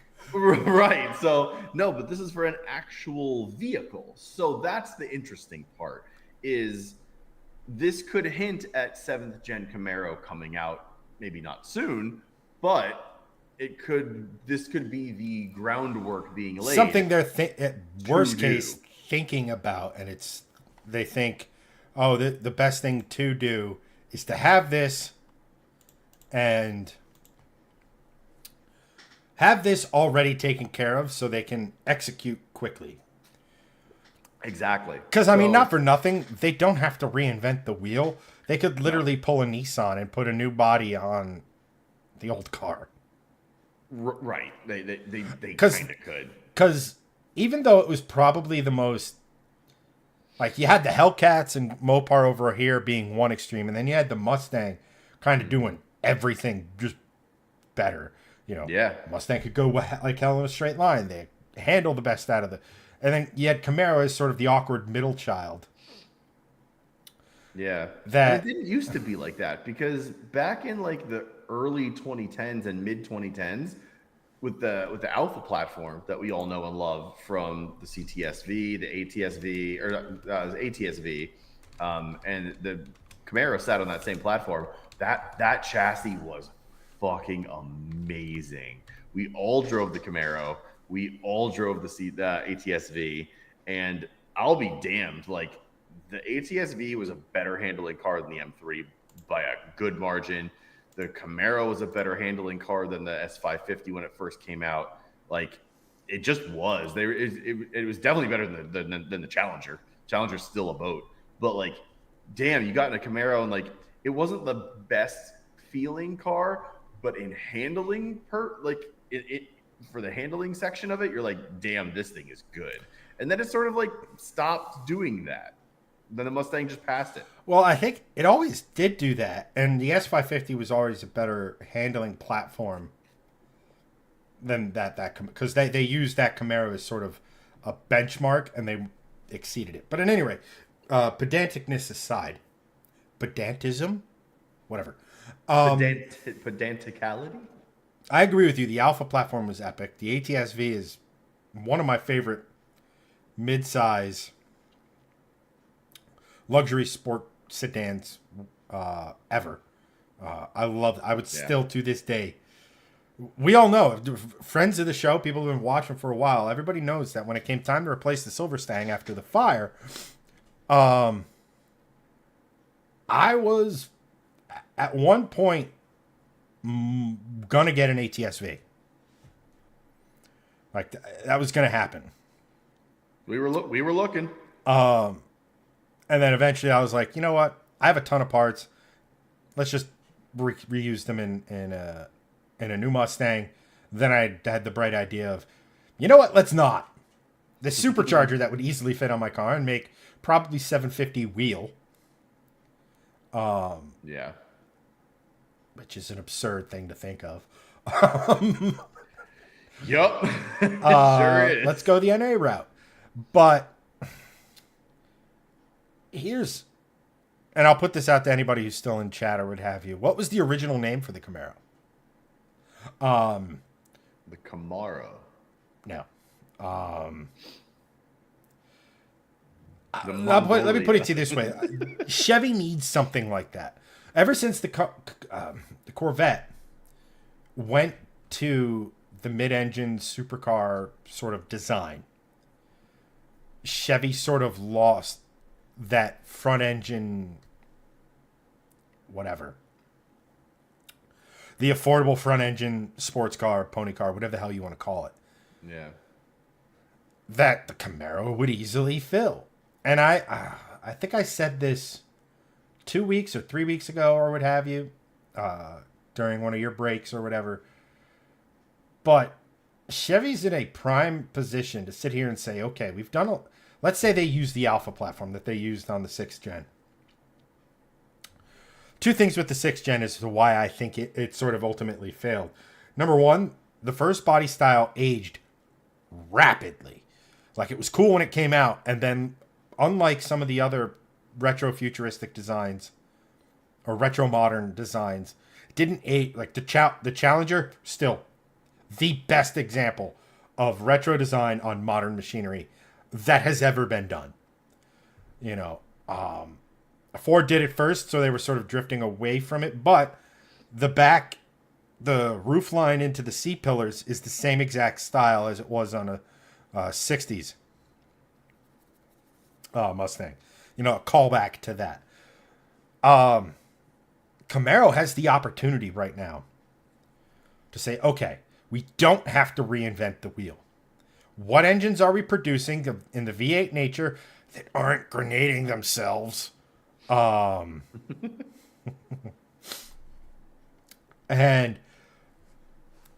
T56 transmission, we know will bolt up to the back of an LT.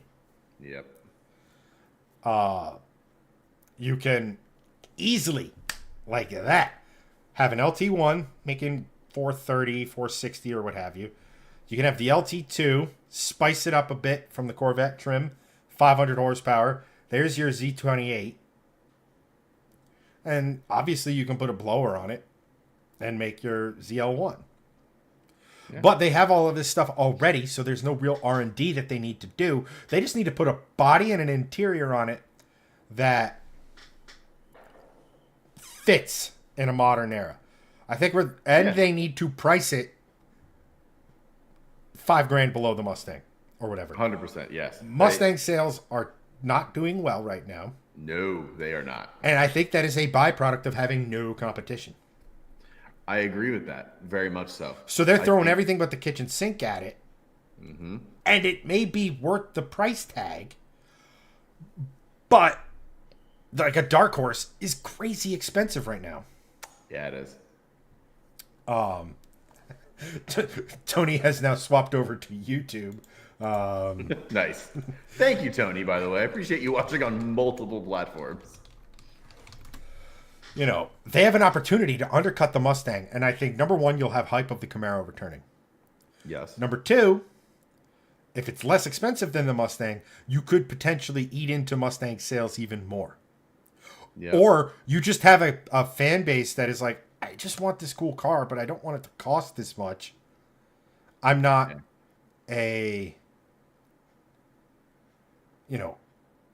not a Ford guy, a Chevy guy, a Mopar guy, or guy or gal. And this Camaro, it makes the sounds, it does the things, comes with a manual. The biggest thing is that they have to put they can't go full Stellantis and put a way modern body that it's like, hey, look at the rear quarter panel. It's like a 69 Charger, but the rest of it isn't, so it looks like ass. Yeah. They have to do it. I honestly think a prime candidate for modernization is the split bumper Camaro. I mean, you're not wrong. Or a second gen Camaro if, you speak that particular language. Right. It's like split bumpers when they're sort of slammed or have that lower body profile can look really, really good. Yeah, that's true. So like if they make it look good, if they have enough hints to the past, I mean, shoot, they could make it look like the Catfish Camaro or have it nod to the Catfish or be a clean sheet design. What Ford has always done and done well with the exception of the Mustang 2, but we don't talk about that. that is the Mustang Voldemort. That is you shall not be named. That is anytime a Mustang's not offered with the V8, forget it. But they've always had that long hood, short deck. Do that. Try to make it as sleek as possible, and have it priced under a Mustang. I again, like, I got a feeling that Mopar is going to be just stuffing V8s in the current Challenger Charger platforms, which is a massive improvement. Yeah, good. But I don't think they look particularly all that great. Right. But Chevy has an opportunity. I don't think they're going to do it, or we're not going to see it for. We'll see an announcement in 2027, and we'll finally see a car in 28 or 29. Yeah. You're probably right, but it would behoove them to do it sooner. Absolutely. Until Mustang looks at it and be like, huh, what if we made a Dark Horse Light? So you got the engine, you got the transmission, but you didn't get all the other bells and whistles. Yeah. A Mach 0.5. I mean, whatever. You know, right. Like, if you just took a normal GT, here's the dirty little secret that Ford doesn't want you to freaking know. Number one, they underrate the shit out of all their Coyotes. How do I know this? I dynoed mine. Multiple times. You know, the black car with apparently a piston ring that was on its way out made 35, 40 horsepower more than Ford advertised. Right?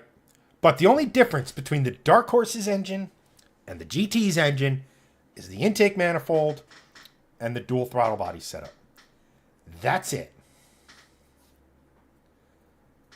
That's it. I think we've now hit a all-time high with 2 female viewers watching us at the same time. We have Lisa from Australia. What? Welcome, Lisa. So, meow, meow, meow. And they're gone. Yep. It's just, they're like, what in the world? Immediate South Park meme. I'm just going to do this, and it's gone. But funny enough, it's the second person this day. I had someone from New Zealand reach out via our Shifting Lanes DMs with a pretty wild car that he built. Oh, I saw that. That car is crazy. That will probably be a video in the next few days, so stay tuned for that. But I'm curious, Lisa, how long have you been, did you just stumble across this? Are you here from some of the videos we've done recently? I'm genuinely curious about that. Tell us how you found us. And then Misty is from Louisiana. Hello, Misty. What's up? He goes, Robbo's #beer guy's friend. I don't know who that is, but good on you. Hey, welcome. You're always welcome. We try to do this every week. We're happy to have you. That's great. Well, welcome. We appreciate you chopping by, and hopefully you enjoy our ramblings about cars. mild, yeah. Mild amusement. But just to put a...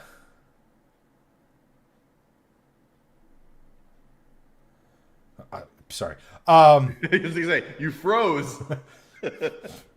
Oh, God, there's women watching. Chica. Oh. Amazing. At any rate, you can tell we have a very large female audience by our reactions that are currently happening, which is basically big old goose egg. Just a bunch of dudes just hanging out normally. So appreciate you. So Tony goes, I'm from San Diego. Apologies for being a man.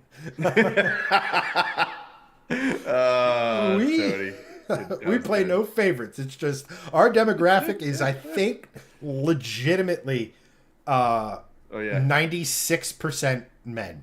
Yeah. I'm going to go on I'm going on our Instagram just to get the views, audience, gender. Oh, yes. Actually, Chad nailed it. Men 96.1%, women 3.9. So Misty and Lisa, you are of that 3.9, at least on the Instagram side. And that's the last 30 days. The last 90 days, I'm sure it's going to be a lot less, let's say Does it even go out that far? Nah. It doesn't give demographics out 90 days. It only does 30 days. But still, yeah. It's pretty low. So. Yeah, Tony goes, I think I can beat that. Well, I mean, I don't know. You do COD stuff, so right. But I mean, there'd have to be some sort of legit scientific study to see if there are more car chicks or gamer girls. Well, that's actually very interesting, and this is totally now off topic from the Camaro, but I did see a statistic the other day that female gamers are now outpacing males at 51 to 49%. So they're now, or it was reversed. So it was either they're outpacing or they are almost even now. And I'm like, that's crazy because just 5 years ago, that percentage was like way less than half of that. So it's just become this crazy industry for female gamers, which is really cool to see because now you get like so many more people like in it. It's kind of cool. Sorry, I just saw Tony's. I just saw Tony. He's 99.2%. Well, you have us there, man. So newsflash: Shifting Lanes has 300% more female viewers than True Game Data. Oh my god, that's fantastic. Oh my god. So, at any rate, we were talking about the Camaro. I'll put a bow on it, and then Tony said something I want to touch on. Look, there's an opportunity to be had. As we know, the gestation of a car typically is 5 to 7 years. So even if they have been working on it for a year, it's not. But again, I honestly think they don't have to reinvent the wheel. The Alpha platform is a fairly modern platform. It's an aluminum platform. It's not like we're talking about some ladder frame steel chassis that is ridiculously overweight or anything. You know, coming up with a body that would work. And it's not rocket science. So, look, as a Mustang guy, I actually want to see Camaro come back. Nothing against Mopar. I love the Mopar, and I loved how they carved out their niche as the muscle car brand because, like I said, they are beautiful time machines. Yeah. They're beautiful. The way they transport you back to that muscle car heyday in the 60s and early 70s. Nothing matches that. And that is a truly unique experience in modern cars. But the rival to Mustang has always been Camaro. Going back to the question I posed to everyone with the original name of the Camaro, the original name for the Camaro was going to be Panther. That was the code name it worked under and was likely going to be it. And then they pulled the 180. And there's many different theories as to where Camaro came from. From, I think it's a French word for friendship or like something. I'd have to look that up. It was a loose translation. We're going to look it up right now in real time. I don't know. AI is letting me down. AI is always letting me down. It's French for friend or comrade. Okay. So, I honestly think we should get Tavares a Camaro. So this could be friend. That's great. Friend's friend. You know, and then some GM executive goes, and they change the name to Camaro. It's like, well, what does Camaro actually mean? No, did you just make it up? And the guy famously said, Camaro is a ferocious beast that feasts on Mustangs. We need a little bit more of that in the automotive industry. I love the back and forth between Jim Farley and the Corvette team about the Nürburgring times and stuff like that. I love that. But what I love even more is that there was like a Mustang versus Camaro versus Challenger. Don't get me wrong. And actually have that again. Because I think the Mustang needs it, and I think more importantly, the enthusiast needs it. They need that car to be in a certain price point. Yeah, agree. Tony goes 27 million views on True Game data, 99% men, but 270,000 women. He goes, it's not bad. I mean, that's a small city's worth of women. So I mean, and you're the Scranton Wilkes-Barre of insert paper company joke here. Yeah, exactly. And then one other thing, is Tony goes, mid-engine Camaro. You heard it here first. Please, God, no. No. I get where you're going from and stuff, and I'm just working under the assumption that it's a joke or whatever. No need to. Again, the new Camaro has to be affordable. That's the biggest thing. The Z was supposed to be that, and the Nissan's like, hey, this is the Nismo. We put Nismo on it. Give us $80,000. And everybody's like, no. Right, exactly. The Camaro? I mean, yes, that rarely seen Porsche GM pony car team up. No, I mean, look, I'll be perfectly honest. I am more of a fan of the front engine Corvettes in almost every trim. I know the ZR1 and the ZR1X, still to this day, the ZR1X, biblically stupid name. I agree. It just, I don't know. It feels American in the sense that it's like, hey, we're going to get 1,000 horsepower out of pump gas. And not the pump gas the rest of the world gets, which is 98. We're going to do it on 93. Suck it. But I don't know. It just, like I said, I really like it, but I also miss the days of watching Le Mans and you knowing immediately. They could be full screen with the announcers, and you'd know when a Corvette drove by. Like, just that thunder. Yeah. I miss. Which, again, Lingenfelter showed the world that you don't need to do a scaled-up version of a Ferrari engine to get the horsepower that they are after, both NA and boosted. Lingenfelter made a 427 cubic inch LT2 that makes 700 horsepower on 91. And pretty crazy. Then they turboed it to over 1,000. And it sounds stupid good. Yeah. Anyway, Misty long story short, we needed a Camaro. Yeah, the world needs it. Would I buy it? No. But we need it. I have to say, I'm a full-on Coyote file at the moment. So Misty asks, what's equal to the Viper? I mean, the Viper and the the Viper was always Corvette was in its sights. Yeah. And the reason why I think the Corvettes got the 427 was because Mopar came in with the 8-liter V10.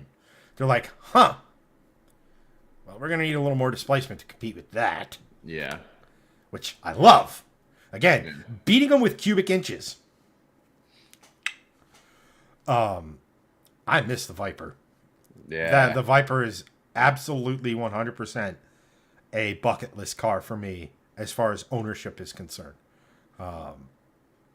Technically, the SR2 Coupe GTS somehow pull a rabbit out of my ass and pull a DDE and get a body off of a race car and do the GT one wide body on it.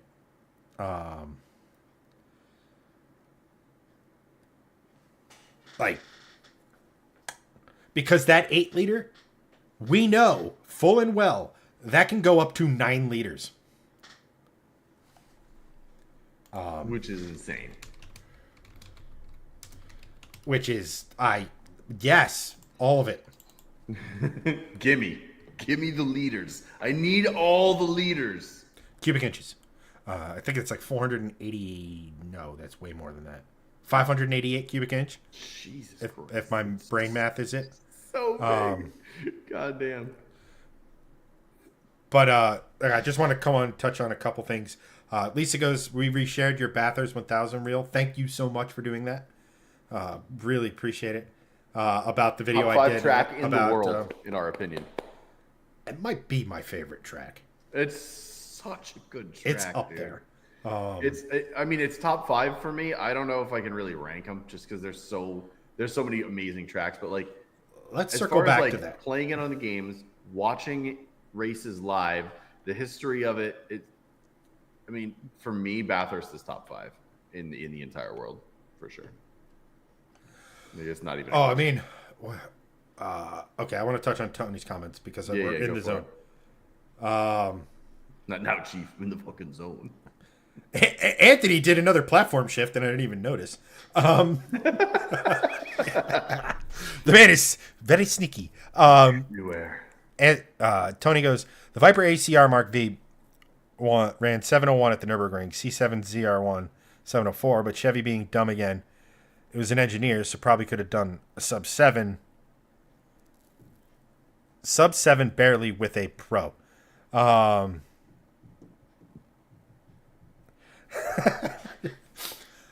Yeah, but I will also say, and again, this is another video I made, that generation of Viper was kneecapped and handicapped because of ownership.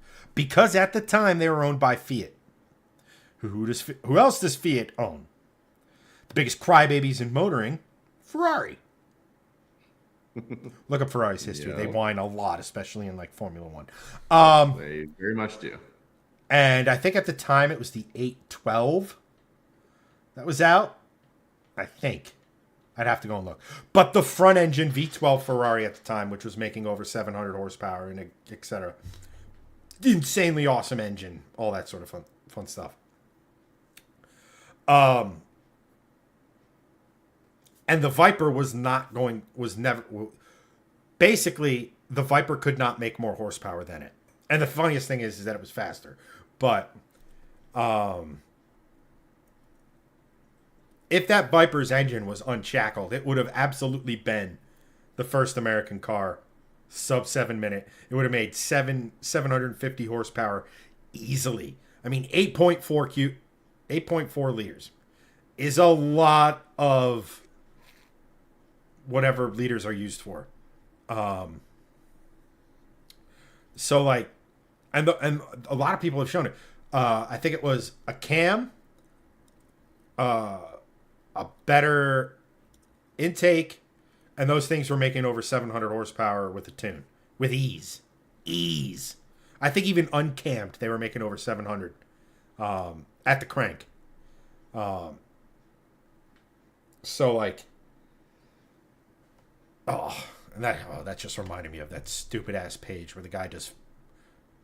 I know it's like a hot button phrase, but it's literally fake news. Guys like, Dodge is bringing the Viper back, and this time it's going to be mid-engine with a Hellcat engine. No, it isn't. Fuckwit. God, I hate that. Stop. And it's bad enough we have people. It's bad enough we have watching him too. Just stop. Stop giving that person views and engagement. Stop it. Yeah, well, I'm pretty sure I blocked the channel for that reason, because every time I see a video, I don't only watch it, I comment on it, and I know he's not reading it. So, like, it just, oh, boy, like, I've so wanted to make a video about that and, like, use him as the example. Yeah. In case you're wondering, he's also one of those dudes who's like, check out my lifted truck. It's on 19s with, or it's on 20s. With like a 275 20 tire. Jesus. I don't get that mindset. What's the Don't point of lifting it? buy a truck then. Go buy a GT86 and slam it. Yeah. Yeah, Lisa goes, if Chevy wants to have a presence in Aussie supercars, then the Camaro needs to make a comeback. You're not wrong. You're seeing it in NASCAR. Yeah. It's just going to be a Chevrolet branded thing, which is fine because the bodies in NASCAR are loosely based on the road car. But apparently they make a huge difference. Like apparently on the super speedways, Toyotas are shit because of the way they're shaped. As far as like being able to draft and do the things you need to do, I don't know why, like synergy. At what was once called a restrictor plate track. I don't know what they call it now. A drafting track. Fuck it. Whatever. Something stupid. And Chevys are okay and the Fords are the best. But Toyota's been kicking everyone's ass everywhere else. So, like, 4 races of the year, 32 races. Yeah, play the odds. So, yeah, trucks are for work, not speed. And yet, you guys made ones that are. Because, if I'm not mistaken, I don't know if they're still doing it, but if I'm not mistaken, isn't the feeder series for the supercars the Ute series, where you're literally racing what I would call an El Camino around a road course, which kudos to you guys. That is peak. The best. It's like, that should be the main series. The best. The absolute best. But, I miss Volvo in the freaking V8 supercar series. I want to say. Where we're like, here's an S60. Here's a V8 that we've built that also is in a Mosler M600. No. Oh, no, sorry, never mind. That's the twin turbo version. No. Wait, what? What V8 did they put in the supercar then? Literally a bespoke Volvo V8, only for the supercar. Wasn't. Oh, I didn't realize it was like a totally individual build. It has a 90-degree V angle. Well, but doesn't the S80 have the 90-degree V angle? No. I thought the S80 V8 does. I thought that had that. It's like I think it's a 60-degree V8. Because Volvo only made the 4.4, right? Right. Yes. The Yamaha. It's a narrow V. I know that. Right. I know that. Yeah. No, this was a bespoke. Way, I want Volvo in that series again so badly. I want that engine in your car. I mean, yeah. That's a money no object build right there. Yeah, you just have a big bulge in the hood because the ITBs need a box to go on top. Yeah, we just cut the hood. Screw it. Lisa asks, "Do you guys No, I don't know what that means. What is a parody sock? Huh? She goes, "Do you guys have a parody souk? SOOKS? Souks?" No idea. To answer your question, I don't think so, or we call them something completely different. Yeah. Can you describe the thing?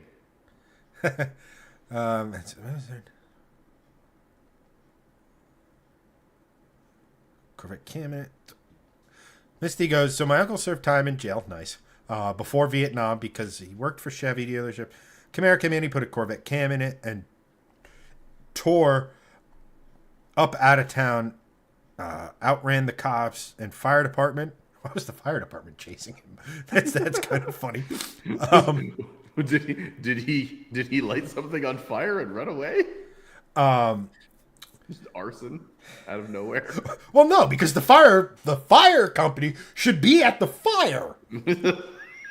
Like, they shouldn't be chasing the guy who started it. That's true. Seems backwards. And the only thing that caught him was the license plates. Yep. Turns out, even the fastest car in the world is not faster than radio. Nope. Or whatever the pre-Vietnam, the Morse code.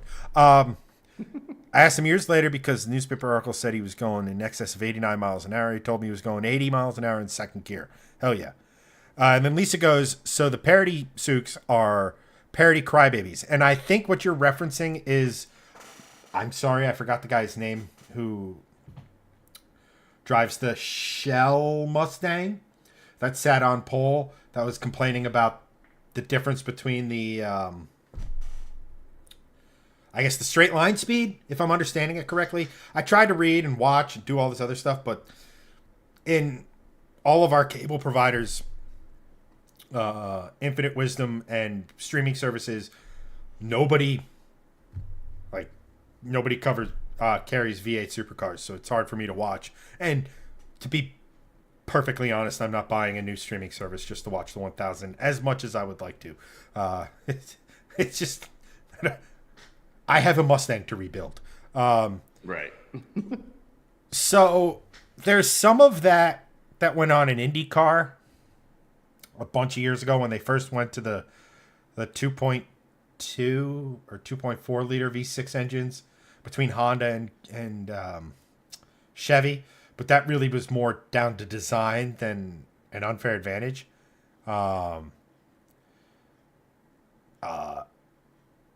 In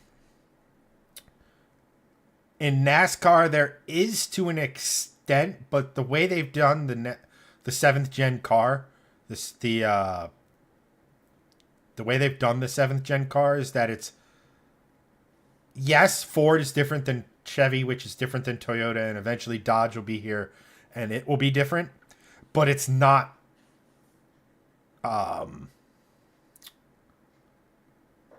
massively different. It's not like, say, in the V8 Supercar series, you have pushrod Camaro going up against dual overhead cam Mustang and a difference of about 800 cc in displacement, right? Because pushrod, technically, we could get into a whole thing about engines, but the prevailing theory, pushrod engines don't breathe as well as dual overhead cam engines, therefore, nor do they rev like they do, so horsepower, torque, all that other sort of stuff. We don't have that because NASCAR is effectively, it's not a spec series, but it's damn close. There's so many all the transmissions, the axles, the suspension components, even the basic chassis of the car is the same across manufacturer. The engines, they can only be of a certain displacement. The bore and stroke is controlled. So, yeah,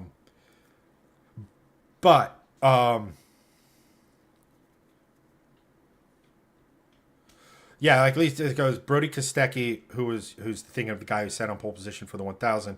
Supercars is Chevy versus Ford. They're all now Gen 3. Toyota coming soon, and my God, does the 2UR sound biblically awesome in the supercar, the supercars car. And they're literally trying to make it equal in all possible ways. That's outside of places like Formula One, and I'm sure there's others, but that's modern motorsports. Le Mans, World Endurance Championship, IMSA. I don't know if World Rally has it, if I'm being honest. Touring cars, Super GT over in Japan, DTM series, which I guess is GT3 cars now, all have balance of performance. It's just it's the way to entice manufacturers. It's unfortunately where we live, the motorsport world we live in. If we just say it, because no manufacturer wants to sit there and be terrible developing a car for 2 years to maybe be competitive. It's the reason why sports car racing is blowing up, especially in the prototype ranks, because they're pretty much guaranteed to be within a year or so to be competitive.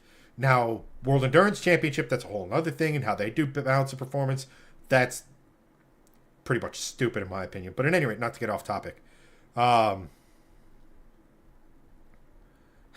Misty goes, Toyota does belong in NASCAR. NASCAR should always be American made. Well, just wait until Honda joins. And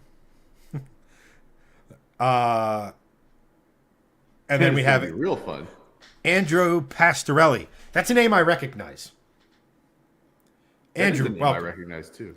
He's over on YouTube watching. Appreciate you, brother. Misty goes, Eleanor's will always be my favorite Ford. It's, look, again, there are, most people when they think Eleanor, they think of the movie car, especially the Nick Cage Gone in 60 Seconds. because the original is kind of unwatchable. It's very 70s. Yes. But that's what people think when they think Eleanor. And God, I cannot remember the name of the company who built it. But Chip Foose was involved in the design, number one. So it's not a true representation of an actual 67 GT500. Who built to the interwebs for Nick where we have all of the information? Cage Eleanor. Cinema vehicle surface. That's not right.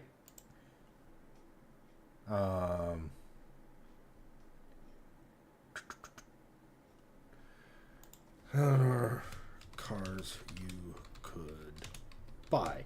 Because God damn it. It's not telling me. Short version of the story is there was a company building the replicas of the movie car that was basically was building cars for like people like Jason Giambi got one with the supercharger on it and stuff. But like people were giving deposits and not getting cars. Andrew is a fellow P3 Polestar owner. Oh, yes. Now I remember. Oh, Greg is lagging. God. Wow. Dude, I'm sorry. My brain, oh, Chad knows. My brain is fried from 2025, so I apologize. I do remember now. Oh, bloody hell. Yes, welcome. Thank you for joining as you do. And I hope your Polestar is doing well. All right. That's not right. Are you still looking for the company? Yeah, it shared a name with another like custom car company that was on like MTV. Wasn't Pimp My Ride. Yeah. They did the custom interiors, like Unique or something like that. Yeah. I mean, with West Coast Customs, the only thing that's coming to mind. Yeah, it's definitely not. This guy was on Long Island. Yeah. Looked like he was kind of trying to cosplay as Rob Dyrdek before Dyrdek. Yeah, I know who you're talking about. I just cannot. I love the internet. I wish there was a way to prioritize images that weren't like lower than HD quality. It's like, oh, this is a perfect. Nope, that's the movie. So here. Nope, don't want to. I don't want to download you. I just want to open you in a new tab. So this is the movie car. Yep. Notice the hood bump, where the lights are and stuff. Very Chip Foose-esque with how everything's sort of done there. Yeah. And all right, this is as good a resolution as I'm going to get. And this is an actual 67 GT500. So you'll notice a couple things. There's not as many fog lights. The hood is a scoop, not a bump. The venting is the same, but no side pipes. So like, I don't know. It's a, what's the word I'm looking for here? It's definitely me being pedantic, but it's why I ask. Yeah, it's cleaner. Also, a few years ago, saying Eleanor this much might have gotten us on like a lawsuit watch list. That crazy woman. Yeah. So stupid. Andrew goes, should have popped up for the Volvo Vikings of New England KANC cruise. Polestar has been an expensive redacted, per usual. Chipmunk did $2,000 in wiring damage. Oh, shit. A Chipmunk did $2,000 worth of wiring damage while I was off at work for 2 months. Yeah. Damn. That's brutal. Sorry, dude. That sucks. That powerful sucks. Yeah. Fucking rodents. Andrew, They just get into everything and just chew through just the wiring. Yeah, B is for Bill. B is for Bill. Yep, he learned that one the hard way. but Yeah. he's also part of the reason why those frivolous lawsuits, or that whole thing came to became public knowledge. Mm-hmm. And eventually, I don't want to say he put pressure to have it go and the judge and all this other stuff, but what he did was he made it to such a degree known that people are like, why? Whoa, Chad is freaking out. And I don't mean like literally freaking out. I mean, my chat is freaking out. That's okay. Weird. Hey, Lisa, thank you so much for watching. Appreciate you. We do this every Wednesday. Stop on by and help our demographics. That's not the only reason we want you here. You've been awesome. I appreciate you sharing our stuff. Yes. Great conversation. If you ever want to pop in and educate us on Australian motorsport, you're always welcome. Let's see here. Steve made a comeback. His sister is named Eleanor. That's cool. That's good, really strong weird. Mustang name. Yes. I'd watch out, make sure Nick Cage isn't looking to steal her. At any rate, Greg, your thoughts? I have no thoughts. I have no more to give. I have no thoughts to give. I have 0 thoughts left in my brain today. My brain is shutting down. I've used all of my thinking capacity. My brain is doing do. My brain is Windows shutting off currently.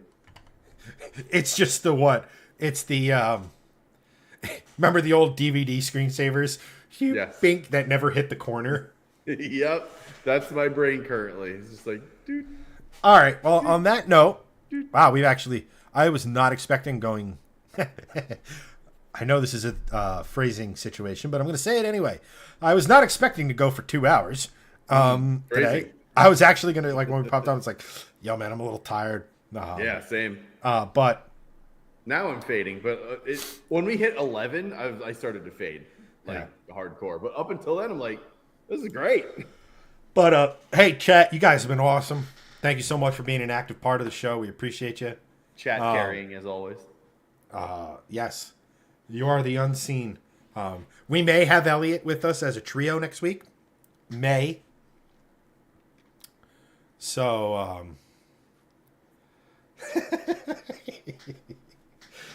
Eleanor's a car, not a person.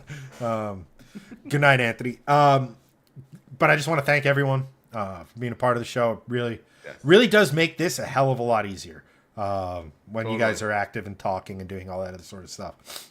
But for this one, that's going to be a wrap. And because he's had 2 weeks to prepare this one, Greg, send us off with your dad advice of the week. I have 0. I have literally none. I had 2 weeks to prepare, but I have none this week. My dad advice is to just go to sleep. Greg's dad advice for the... As I literally yelled at both of my children as I walked downstairs to come stream, go to sleep. The end. Get sleep wherever you can, because yeah, the noodle needs rest. But again, thank you to everyone. We will catch you next week. Hopefully a little earlier than tonight, but tonight worked out. But we'll catch you next time. Thanks for watching.